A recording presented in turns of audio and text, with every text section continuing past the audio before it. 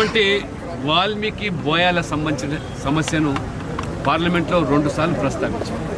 ఇక్కడ మహబూబ్ నగర్లో కానివ్వండి, కర్నూలు, 2 తెలుగు రాష్ట్రాల ప్రజల సమస్య. కుర్మ సమాజానికి సంబంధించినటువంటి సమస్య కూడా నేను ఎమ్మెల్యేగా ప్రస్తావించాను. భారతీయ జనతా పార్టీ ఆ రకంగా గొంతెత్తింది. నేను మరి పార్లమెంట్లో కూడా ఈ పెద్ద సంఖ్యలో ఉన్నటువంటి కుర్మ సమాజం అంతే కూడా ఇక్కడ ఉన్నటువంటి బీసీలు కూడా ఆలోచన చేయాలి. మొదటి నుంచి కూడా కాంగ్రెస్ బీసీ వ్యతిరేక వైఖరి అవలంబించింది, బీసీ వ్యతిరేక చర్యలు చేపట్టింది. ఇవాళ కొత్తగా కూని రాగాలు పార్లమెంట్లో ప్రస్తావించారు. ఇవాళ పాలమూరులో మరి పాలమూరు రంగారెడ్డి ప్రాజెక్టు విషయంలో కానివ్వండి, లేదా నెట్టెంపాడు అనేక ప్రాజెక్టుల విషయంలో ఈ ప్రాంత ప్రజలు ఇంకా మరి వలస కూలీలుగా, వలస కార్మికుల కొనసాగేదానికి గతంలో కేసీఆర్ గారు దత్తత తీసుకుంటా అని చెప్పి దగా చేసినటువంటి కేసీఆర్ గారు అయితే ఈరోజు రేవంత్ రెడ్డి గారు 5 సంవత్సరాలు పార్లమెంట్ సభ్యులుగా ఉండి ఒరగబెట్టినది. రేపు మీరు ఇక్కడ సాధించేది ఏం లేదు. మీ ఓటు వృధా కాకుండా ఉండాలి. ఖచ్చితంగా కేంద్రంలో 3వసారి నరేంద్ర మోడీ గారు ప్రధానమంత్రి కాబోతున్నారు.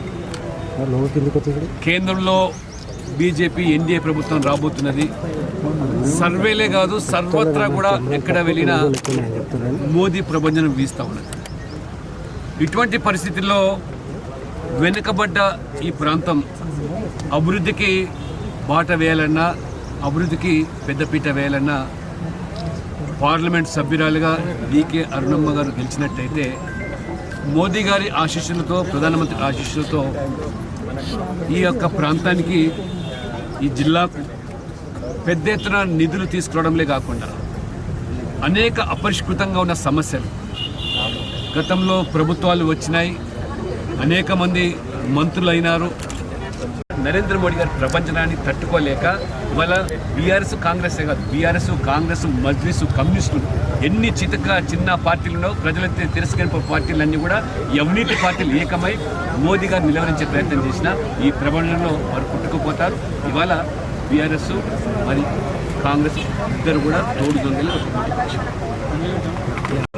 మీ ఓటు వృధా చేసుకోకండి. కాంగ్రెస్ పేరు బీఆర్ఎస్ గురించి ఎంత తక్కువ మాట్లాడితే అంత మంచిది. చచ్చిన పాము అది తిరిగి ఇవాళ మరి వాళ్ళ రాజకీయం చేసే పరిస్థితి లేదు. తెలంగాణ ప్రజలు పూర్తిగా బీఆర్ఎస్ తిరస్కరించారు. కాబట్టి మీరు బీఆర్ఎస్ ఓటేస్తే మురిగిపోతుంది. కాబట్టి వాళ్ళ భారతీయ జనతా పార్టీకి ఓటేసి మోదీ గారిని ప్రధానమంత్రి చేసినట్టయితే మహబూబ్ నగర్, పాలమూరు జిల్లా అభివృద్ధికి పెద్దపీట వేస్తాం. అభివృద్ధి పాటు బీఆర్ఎస్ బీజేపీ